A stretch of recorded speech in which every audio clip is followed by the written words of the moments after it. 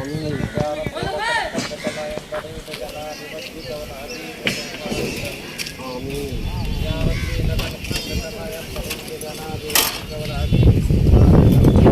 اللهم صل على محمد كلما ذكره الذاكرون وصل على محمد كلما غفل اللهم صل على سيدنا ومولانا محمد وعلى آل سيدنا ومولانا محمد صلاة تنجينا بها من جميع الأمراض والآفات آمين وتقضينا بها من جميع الحاجات آمين وتطهرنا بها من جميع السيئات وترفعنا بها عندك على الدرجات وتبلغنا بها أقصى الغايات والمستويات بعد الممات إنك على كل شيء قدير.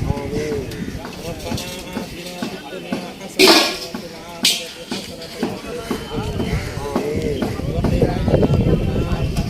الجنة مع الأبرار يا غفار يا رب العالمين يا الله يا أكرم الأكرمين يا رب العالمين يا حنان المنان يا عزيز يا غفار يا الله ہم سب کے گناہوں کو معاف فرما. آمین اے اللہ ہم سب کے خطاؤں کو معاف فرما. آمین اے اللہ ہم سب گنہگار ہیں. اے اللہ آپ کے دل میں دین کو ڈالے میں ڈال کر جانے ہیں کہیں کہیں ہم سب نے گناہ کیا ہے. اے کریم آقا ہم سب مجرم ہیں.